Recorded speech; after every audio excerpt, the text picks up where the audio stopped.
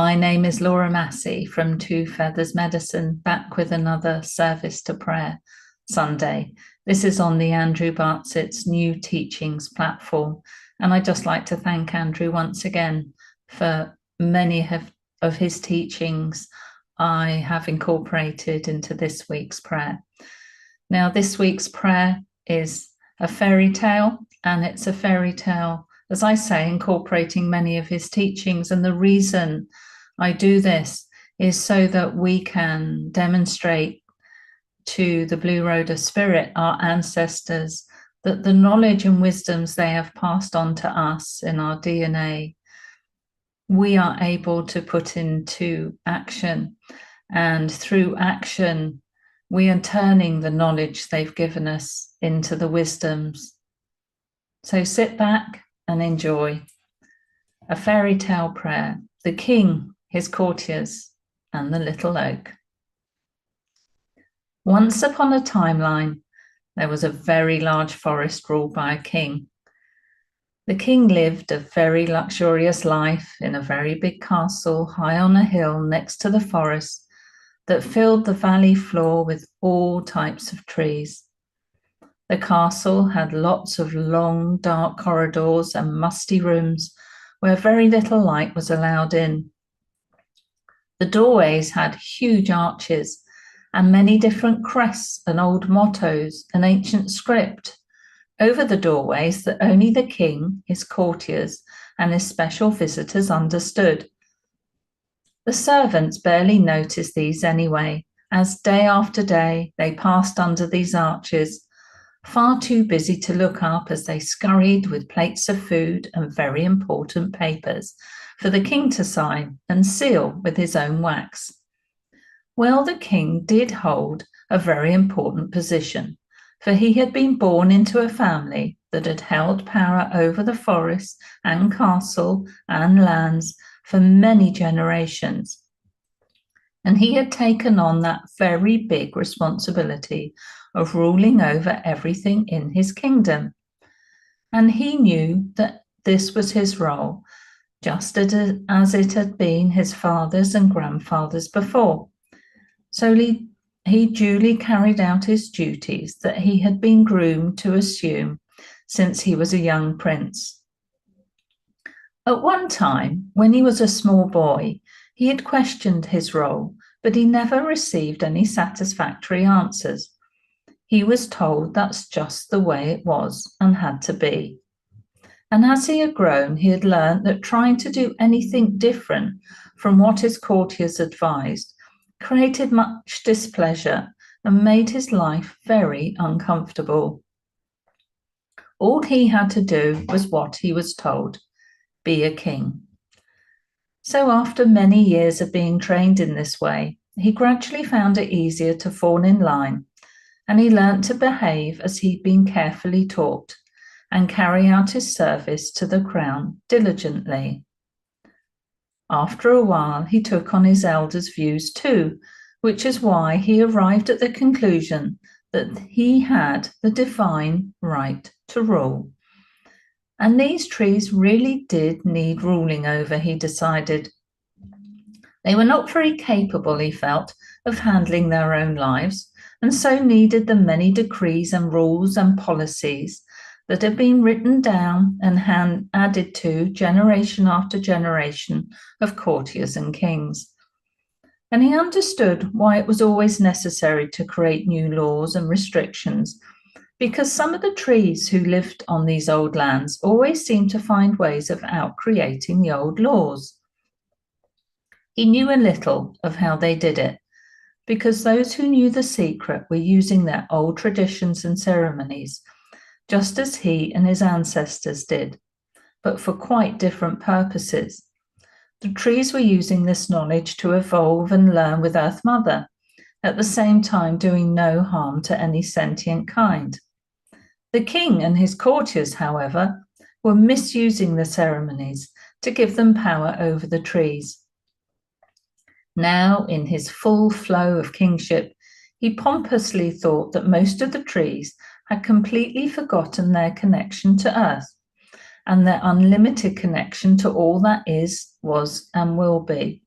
and said nothing as his courtiers went to great effort to destroy any tree they felt was using this ancient knowledge. It had also been instilled to him in him by his courtiers that on no account were the old ways and practices of the land and its trees ever to be tolerated. Anything that worked in alignment with the earth would not be allowed. For if the beings who lived on these lands ever fully awakened to how potent they really were, when they discovered that alignment, then the rule of these kings would be over. He was told it was the contract the kings had been given, and it was their right to come and rule here, and that as long as these beings they ruled over never said they couldn't, well, then they were just going to carry on. And after all, he was told, his ancestors had introduced rules and boundaries and had brought in different beliefs that were all slightly out of line with the natural order, just so the trees found it harder to align themselves with earth. He remembered too how the courtiers had laughed, knowing that for generations into the future there would be yearly calendars of 12 months, when the moon and the earth had 13-month cycles, and how clocks would rule with a fraud time, and natural earth time would taught to be irrelevant. They had told him that one of the secrets of remaining in power was to reinforce these belief systems that his ancestors had created. These rivers of belief would flow across the land for so many generations, they said, and with each generation they would gather more belief to reinforce them, that they would be accepted totally as rivers of truth. And the more the trees believed in all that had been presented to them as truth, the more that so-called truth would manifest in their reality. The courtiers knew that belief on a large scale would reinforce what they wanted the trees to believe. So in effect, the trees were creating their own reality. Now, this was one of the really big secrets that was kept from the trees. Now, none of this deception bothered the courtiers at all. They had a nice setup here in the castle. They were in charge of all the kingship duties, making the king head of the church.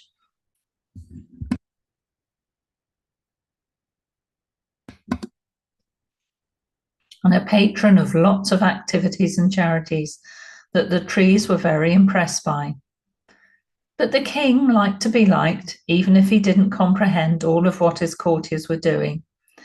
So sometimes he would dress himself up in all his official regalia of a rich red cloak with a fur-trimmed hood and a huge crown of gold with his insignia and family crest, and appear on his balcony waving to the trees in a show of opulence and grandeur.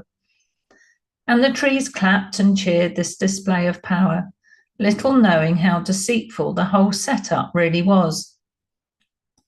He had other kings who visited him from outside his kingdom, who had all been taught the same skills as him, and together their courtiers had held special secret meetings where they decided the future of all the kingdoms.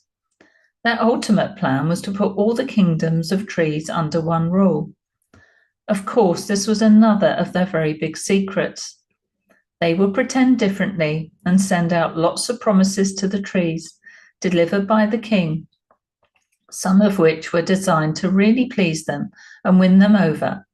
But long term, they knew they needed many distractions to stop the trees of the land from learning of their own power and finding out the courtiers' plans of grand control of all the kingdoms for their king. One of their tactics was to pretend that two of the kings were in opposition to each other. Then they could get the trees to support one king or another, fooling them with long-winded arguments and debates that amounted to nothing, or found no resolution, or that really didn't matter anyway. This would divide the loyalties of the trees and set one against the other. It also distracted the trees with misinformation and diversion, which prevented them from really questioning their own lives, because they were so obsessed with the pretend winning or losing of the kings. The king's courtiers also used those special magic powers they practiced in the castle to put the trees into confusion and hypnosis. Sometimes they would redirect the flowing of fresh waters and rivers so they flowed to make the castle grounds more rich and fertile, but could not reach the beautiful weeping willows, who thrive near water. Sometimes they polluted the skies, so that the air was not pure enough to keep the trees healthy, and so that the rain was full of chemicals. Sometimes they created great swirls of thin cloud right over the sun for days on end, so that the trees' access to full sunlight was dimmed. They certainly had no honor or integrity, for they told the king, just like they had told his father and grandfathers before them, that this was what was required to rule the kingdom. Then what they would do is trick the trees by telling them that Mother Nature was responsible for all the hardships they were put through, and that all they needed was a king and his court who could find solutions to their problems. And they showed them this by redirecting the rivers, sometimes to flow back through the forest. Now the trees were very impressed by this. They began to start asking the king's courtiers if they could do all the jobs Mother Nature was supposed to do. The courtiers were delighted. It gave them even greater powers if they were asked for assistance. Sometimes the trees said nothing, but simply put up with the continued redirected water and lack of sun and pollution. And because the trees didn't protest, the courtiers took that as a sign of weakness and continued to operate control over all the natural resources that affected the forest, all the time telling them that Mother Nature didn't really exist. Of course, with lack of pure rain and fresh flowing water and lack of sun and clean air, the trees soon became very unhealthy. This meant their branches could not reach high to the skies or their roots reach down to the soil. They grew weak with the inferior supplies of which they needed to grow tall and strong. All they could do was rely on the courtiers and their magic powers to help them. They found it hard, too, to reach out to each other because their branches and roots were so stunted. So instead, they learnt that all they had to do was ask the courtiers for more sun and water, and they would arrange it for a while, just long enough for them to feel a little better. Then they would secretly turn it all round again. This went on for many years.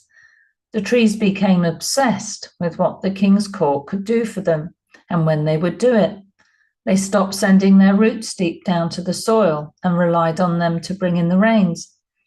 Because they stopped sending roots out so far, they became isolated and disconnected from each other. They began to argue, and before long they needed the king's court to decide on which tree was right and which tree was wrong. Trees that the court decided were wrong were felled at once for the castle fires. So the trees lived in dread of saying or doing the wrong thing according to the court rules. Some of the braver trees did try to question the king about why Mother Nature would desert them in this way, but the king never gave any satisfactory answers because he too had been misinformed. When too many of the trees asked too many questions, they banned the asking of questions completely. Squabbles broke out often as the bigger trees vied for a bigger share of the limited rays from the sun, and they began blaming Mother Earth herself. Unease and distrust for other trees started to permeate the forest, just as the king's courtiers had planned. Now the courtiers saw all of this and they smiled very smug smiles, for they now had complete control over the king's trees. He was fulfilling his legacy and role very well indeed, they thought. They needed this control because despite all their power and wealth, they lived with a huge fear that all the trees in the forest had far more power than they did, both individually and as a collective, And if they were ever to discover their own potency, they would lose control completely. And they did not want this at all. They believed they were entitled to rule this forest, using the king as their figurehead. And besides, it was wicked fun to see how easily the trees were duped.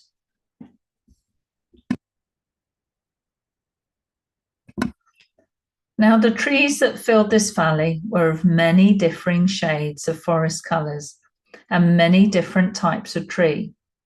Some of the trees had come from many different wonderful planets in many parts of the galaxy, some even from different universes, to come here to Earth at the time of what we call the Great Dreamtime Awakening and Great Remembering, even though many of the trees actually couldn't remember why they had come to Earth at all. Those trees that remembered why they had come and what they were here to do had been chopped down and taken away by the king's men over the years, for they feared they would tell their beautiful stories of how to live happily and peacefully with the earth to other trees who hadn't yet remembered that they already knew this. The courtiers didn't want anything at all reminding the trees of their memories that the trees carried buried deep within them. For if this was known by all the trees, then they wouldn't need the king and his courtiers at all. So the telling of ancient stories that one generation will pass to the next was forbidden. In fact, most of the trees were not interested in knowing any of these wonderful messages their ancestors were storing for them. They were far more interested in what the king and his friends were doing. They liked hearing about the castle and how it was run, and who had visited, and what they were wearing, and the king was told to encourage this. He often changed his hairstyle and sometimes wore a wig, and did some very silly things and was rude to other kings. The trees knew all of this because twice every day the king would step out onto his huge balcony that looked right over the forest and tell the trees the news from the castle. It soon became known amongst the trees as castle news, and every day, morning and evening, all the trees would tune their very sensitive hearing into the king's messages. Now, any tree that wasn't up to date with the king's news or wasn't interested or went off to do something else, like talk to the bees or dance or anything else at all, was considered by the general tree population of that forest to be very odd indeed. For why would any tree not want to know the king's wonderful achievements, like how many wars he had won over other kings and their trees, or why the king wore red socks and liked marmalade on his toast every morning? No detail was too small for the trees. They loved all of it. Some would even be busy photosynthesizing their dinner while they watched and listened to the king. Now, this was a very clever ploy by the king's courtiers, because so entranced were the trees by the king's life, they forgot all about themselves, which is fine if all a tree wanted to do was not grow properly or be healthy and strong and independent and full of life as it could be, and was quite happy to give away its energy to the king and to just live by the king's rules and whims, and was perfectly happy with the giving of their life force to support the evil plans of the king's courtiers. And for many years, this was how it was. Now, deep within the forest, well away from where the king's men did their daily rounds, a beautiful oak tree had managed to bear a few acorns. They had dropped to the ground. One very tiny acorn had got nicely buried in a lovely damp patch of sweet earth. On one of the sunnier days, the sun had warmed the soil and rotting leaves around this little acorn, and he popped his little head out of the soil. All around him was the damp, sweet-smelling mulch of old leaves, which gave great comfort to the little acorn. He felt the warm nourishment and protection they gave him. The leaves whispered to the little acorn that they were his ancestors, who'd fallen from this huge oak over many, many years, forming layer upon layer of protection and wisdom for him. The acorn felt in his little acorn heart that this was true. He didn't know why he felt it was, he just knew.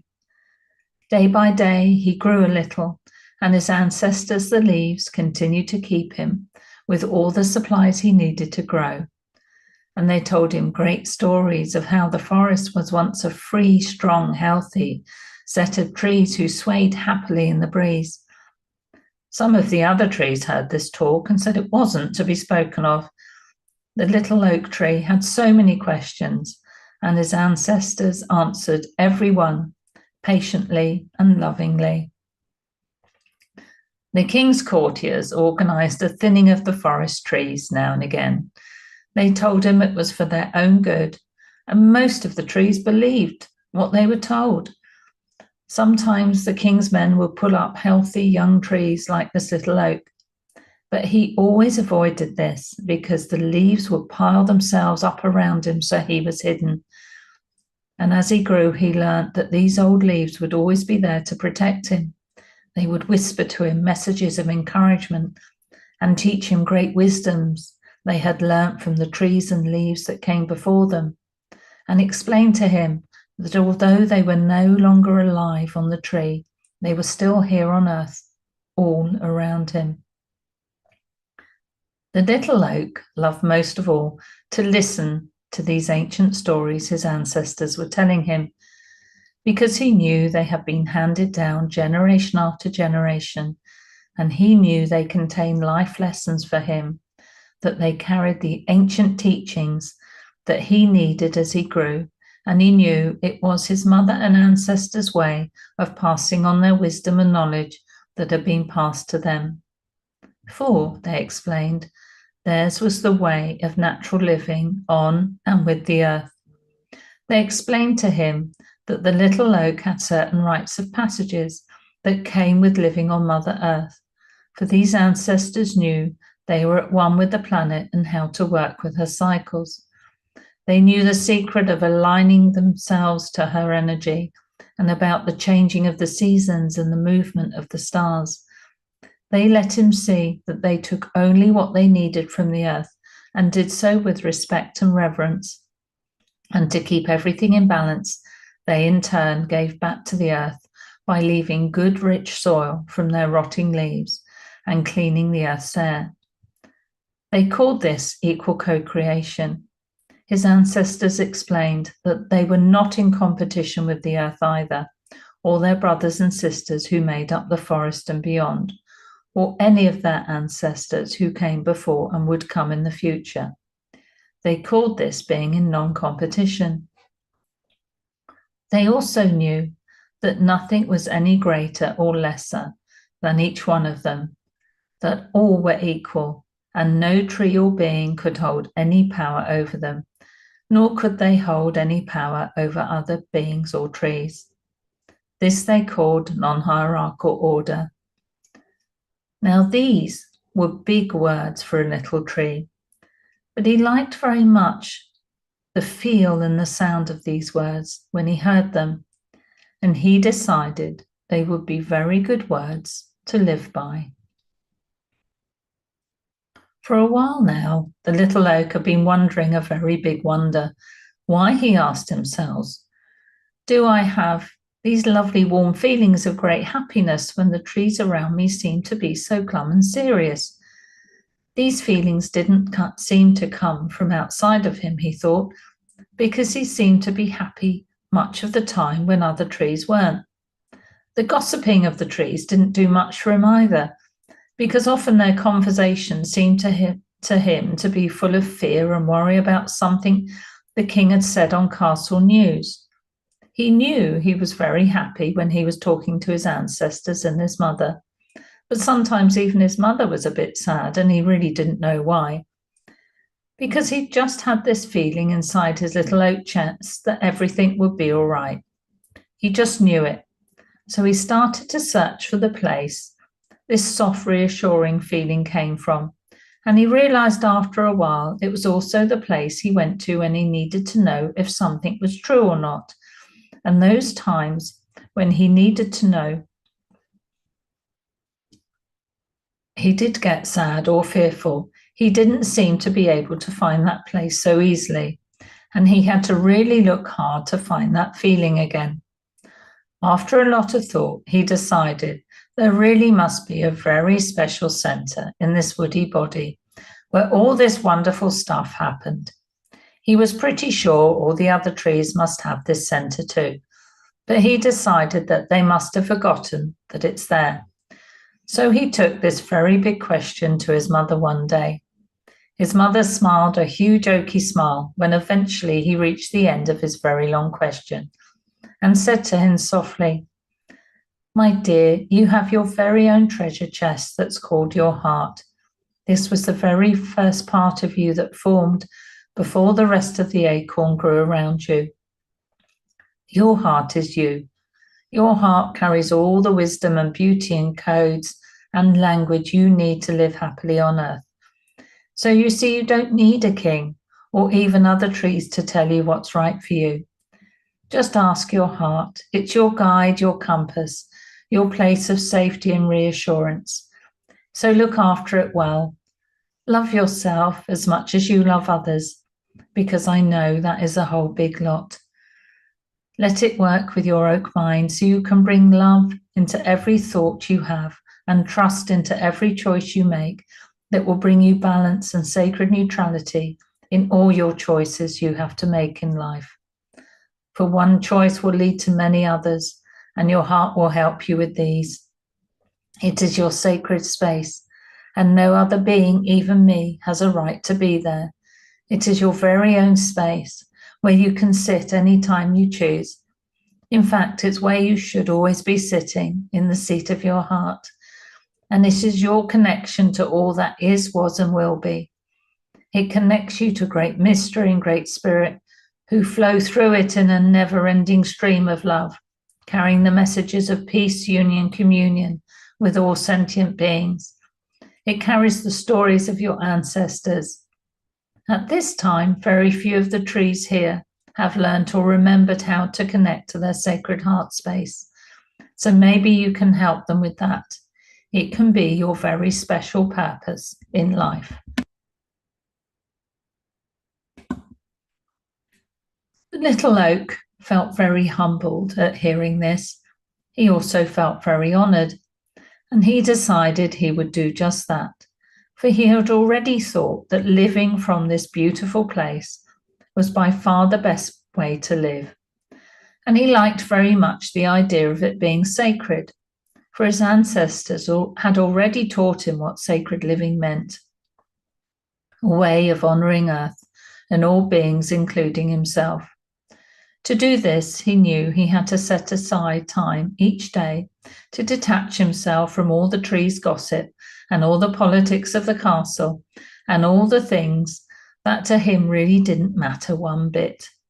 All he really cared about was that he felt connected to the sun and the clear blue sky, to the very soil he grew in, to the birds who lived in the branches, and in that connection he was happy.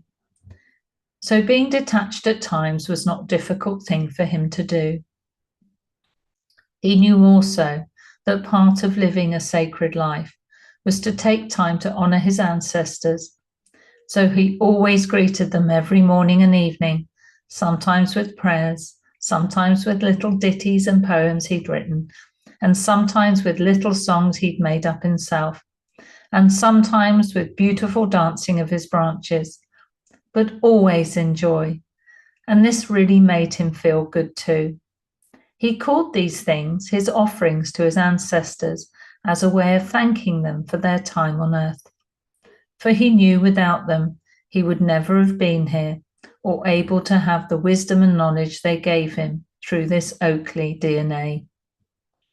And he liked involving them too, because it felt right they should have relevance on earth now. Because after all, they had helped him learn and evolve. They had passed on their legacy of truth and were the reason he was here now at this wonderful time. and he would give them a voice, he thought to himself, so they could speak once more.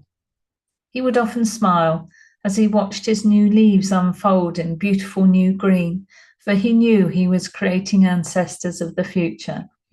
And he would tell them all the stories he had been told and pass on the torch of eldership that had been passed to him.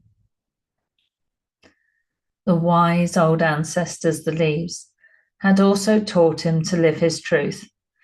Now, this didn't seem a very difficult thing to do at first, because he knew that he was always living what he believed to be true, because that was the only way to feel really good inside. If he went off and did or said something he didn't really believe in, at once he didn't feel very good at all. So he had very quickly learnt that lesson. He discovered it didn't make him very popular, though, with all the other trees. Often they would hush him up. Some totally ignored him when he would try to tell them some of the ancient stories. Some listened for a while and then, yawning, would turn away as soon as it was time for castle news. He noticed how the king would often do his announcement as the sun came up and went down. So no tree was looking at the glorious sunrises or sunsets that turned the sky all beautiful hues of red and orange and purple. They were all too busy soaking up the king's non-wisdom that had been fed to him by his counsellors. So, slightly saddened, they couldn't see or feel what he was feeling. The little tree learnt to not say too much. Inside, though, he felt the flame and glow of that place his mother told him was his heart, and this gave him great comfort and strength and drive. As the little oak grew into a strong young oak, he learnt many things about the forest and the king who ruled them, but he was always eager to learn more, and his ancestors encouraged him to seek answers beyond them. He began to ask many questions of the trees around him, but very few gave him the answers he was looking for. Sometimes the wind would whisper the answers, and he felt the truth of their words through his branches. In fact, sometimes he couldn't tell the difference between whether it was the wind moving his branches or himself. He felt so connected. Often the wind spoke of a new forest emerging from the old, where the trees lived freely and peacefully without the king's rules, because they could decide things for themselves and have their own sacred expression. The young oak knew a little of these things because his ancestors had taught him that living like this and standing in his own power was called being sovereign. And he got very excited about this. He liked the idea of making his own decisions about his own future and not having someone else decide everything for him. And the new forest sounded beautiful to him. So he started to put this idea forward whenever he could. But other trees only reacted by shouting that he shouldn't be saying these dreadful things because the king was their sovereign. Well, he's jolly well not mine, thought the little oak. But he said it to himself quietly, for he saw no purpose in creating bad feelings with the other trees, for he loved them as his brothers and sisters, even though he felt they really didn't get what sovereignty meant at all. Now, there were some trees that lived within the castle orchards, and they were great gossips. They had been favoured by the king, who made sure they received the best care, as he wanted their fruit, and fruit trees require a lot of pampering. Because of this, they felt very important indeed, and looked down a bit upon the trees of the forest. They spent a lot of their time listening to the chatty maids who came to pick their fruit. This way they picked up all the news and goings-on of the inner castle. They liked to pass on snippets of news to the outside trees, just to feel superior that they held these very special pieces of information. And they liked it because the king's men had to treat them with respect, even if it was grudging, unlike the rest of the trees. Fruit trees that produced an abundance of fruit were especially favoured and got all sorts of special treatments bestowed upon them. Of course, this set up a lot of competition between the fruit trees, something the courtiers encouraged. One day, the maids were chatting as usual as they gathered fruit, but today there was much to talk about. The king was getting very irritated and cross. It seemed that news had reached him that some of the other kings were dealing with a great deal of unrest in their forests. Apparently, some had even started to protest about how they were being treated by stretching their long branches out across to join the next tree and creating barriers so the king's men couldn't pass through the forest. And when the king's men had come with their axes to chop them down, they had lifted their roots a little to trip them up in large numbers.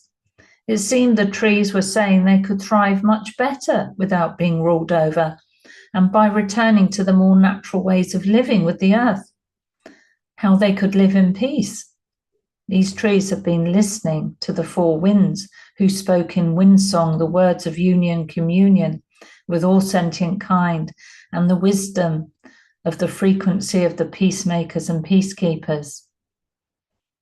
Now this king did not want any of that news reaching his trees and giving them ideas and ruining his very big plans.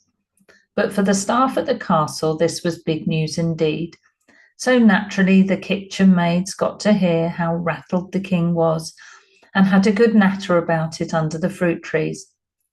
Now, the fruit trees knew they were favoured and could gossip away without any reprisal from the king's men. So self-important were they that they did not hesitate to shout the news loud and clear across the forest, not really giving much thought to what they were saying.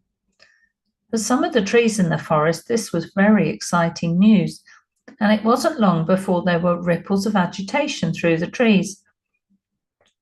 So spurred on by what was occurring in other tree kingdoms, some started to form action groups and activist movements, and word soon began to spread that the king and all his friends would very soon lose their power and step down.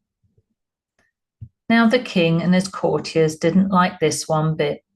Their greatest fear was losing control of the forest kingdom. So they devised a very clever plan. They took the words of peace from the winds and they twisted them. They weaved their own spells and magic upon the words and printed them, and printed big newspapers and posters and leaflets made from all the rebellious trees they had felled, and told the king's men to go tell the trees this news. But their twisted words were not words of peace. They were stories of fear, how lucky the trees were to be ruled by such a great king, and how there was much war between trees that needed the king's men to protect them, and that nothing new or outside the forest was safe. They were told that everything not sanctioned by the king's court was there to harm them. Now, because some of this new information contained some of the truths of the four winds, when the trees on the edge of the forest heard all this, they figured out that all of the words were truth, and this dis-ease rippled between the branches because of the words of fear and control woven in them. The activist groups started to argue between themselves. The great old yew trees that had been live streaming on YouTube started to put out differing messages, which was confusing to the trees. Those trees that had been spreading the word on Barkbook changed some of their posts so they contained the new views. Groups that had been formed under the banner of peace started to fall out with each other and form splinter groups. Eventually, from the overload of conflicting stories and news, some of the trees went back to their old ways. Fearful of asking any questions or challenging the king's rule, some of the trees simply agreed that the king and his courtiers must be right after all. Deep in the forest, all this reached the little oak, who had been wondering himself what to believe. There were many stories and histories and little pieces of information, but they all seemed slightly different and some completely disputed what the previous story had said. The young oak, who by now was becoming bigger and stronger each day, started to get confused with all this different information he was receiving. He'd repeat some of it to the younger trees, who looked at him sometimes in disbelief and sometimes in awe that he should be the recipient of such amazing information.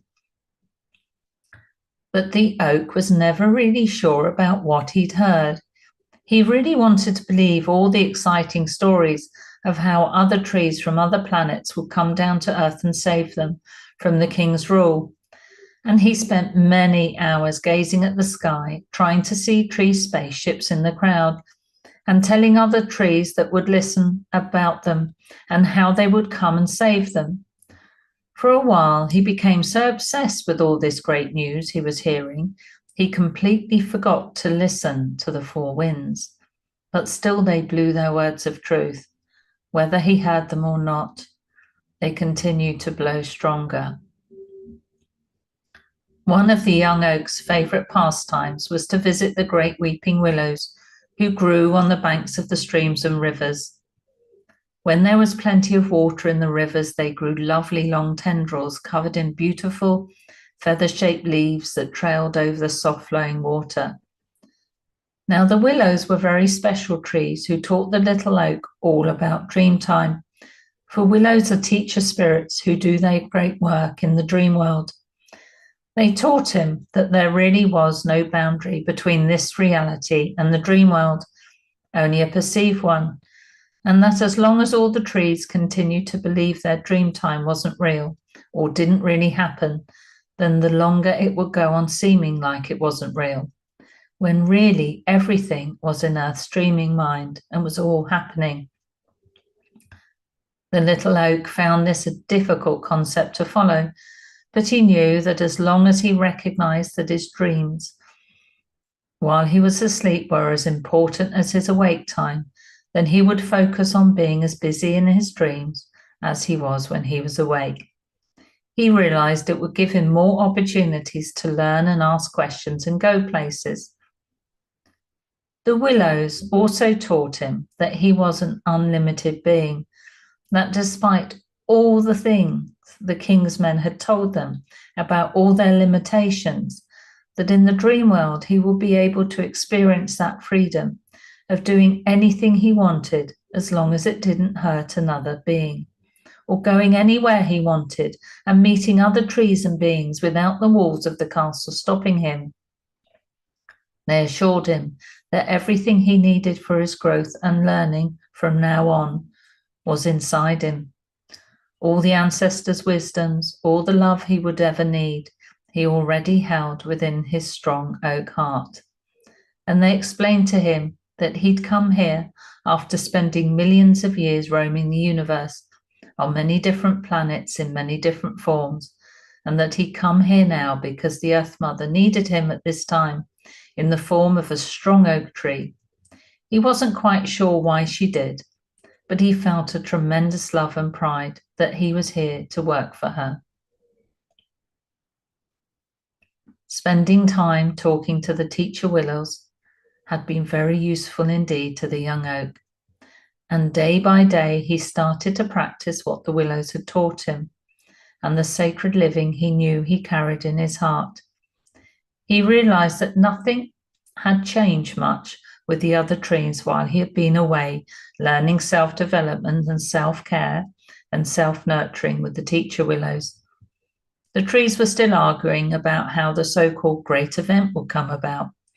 Many of them were still believing the lies, half-truths and misinformation that was coming from the castle news and the king's men. He could see how it was all orchestrated by the king and his buddies, but he had also learnt that confronting them would give them more of what they wanted. And anyway, he knew deep down that everyone, whether it was the king or his men or the other trees, had the capacity to connect to their hearts and to allow Great Spirit to work through them. His ancestors had taught him that great change came from within, and this he felt could be true of the king's ruling system too. And he had worked out that many of the trees were really against the king and had gone into zealotry, making their own lives really uncomfortable with their beliefs. Then he noticed those trees who gave all their energy and power to the king, just as the courtiers wanted. All these trees seemed totally unaware that both beliefs were robbing them of being beautiful sovereign beings. And he'd hoped there would be more like him who'd remember who they truly are and not to try and overthrow the system, but outcreate with Earth Mother and get back to natural living, making any kingship irrelevant to their own brilliant, unique journey. He spent so much time on his own these days, with all the other trees being so preoccupied with all the truths and untruths. He had decided just to hold his head up to the great sky above. It seemed such a long way away, but every day on his journey it began to feel closer. At night he loved watching the stars, who seemed to send him such pretty sparkling spirals. He felt he could reach right up and feel connected to them. He decided it looked mighty fine to be free up in the sky. He decided to reach really high. He would have to dig his roots really deep, otherwise he might topple over. He knew a lot of the other trees had given up really searching for their deeper supplies of water and nourishment, because he had already sent his roots down a long way, and the only other roots he found were those of his mother's. And he knew his heart connection was giving him the inspiration to do this. And he also knew this just felt good, and it felt the right thing to do. And he kept on, digging deeper and reaching higher. Now all this burrowing and stretching meant he connected to more nutrients needing to grow from below and more sunlight from above. He started to fill out and form a strong oak tree. He began to feel very proud of himself that he was growing so big and strong and outgrowing many of the other trees. And in his strong oak heart, he started to remember many of the wisdoms his ancestors had spoken of. He found he was far happier recalling all their stories than he was listening to the gossip of other trees, many of whom had started really believing their confusing mixture of truth and lies coming from the castle. They had told him not to waste time borrowing deeper for water to make himself strong, because the news was that something really big was about to happen. When the oak asked what sort of event this very big thing was, the trees all seemed to tell him something different. Some were relying on the news that the king himself would step forward and give the announcement. Some were saying that there will be huge spaceships coming to land, full of extraterrestrials who would knock down the big wall surrounding them and undo all the king's hold over them and set them free. Now the little oak, who was getting stronger and fitter by the day, pondered this for a long time. He was thinking that he was quite enjoying all the benefits of his hard work, sending his roots through the soil and reaching for the stars. He really didn't like the thought of the king and his courtiers doing whatever it was they could do to free him, because he didn't trust the king anyway, and he certainly wasn't bothered about the wall surrounding the forest, because he was going down deeper and not sideways, and he'd grown so tall he could look right over that wall. And he was finding that all the things that his ancestors and the four winds had taught him was true. And besides, he already felt free. He could reach the high winds way above the other trees and speak to them directly. And he found himself dancing with his branches to his own music. It was his way of honoring his ancestors, who had taught him to teach himself. He had learnt to reach deep within himself for nourishment. Of course, he had tried telling many of the surrounding trees about this lovely gift he felt they all had, but they would always come up with some excuse or another as to why they couldn't do it. They had needed to ask the king what would be best for them. So it felt that the gulf between them was getting bigger, and the taller he grew, the more he left them behind. For a while, this made him very sad. He loved his friends and family in the forest, and sometimes he wished he could ungrow and go back to just being their height again, so he could hear all their conversations and gossip. But he felt the lure of the fresher air and the soothing winds, and the brilliant bright sunshine and the silky deep purple of the night sky, with the millions of specks of flickering light. And he knew he had to keep on his own journey, with or without them. And he reached the conclusion that maybe if they wouldn't listen, he would just do it anyway. And perhaps then they would see how happy and free he'd become, without any need for any kind of big thing to happen. For it was, he felt, already happening. And after all, what could be better than this? Aho.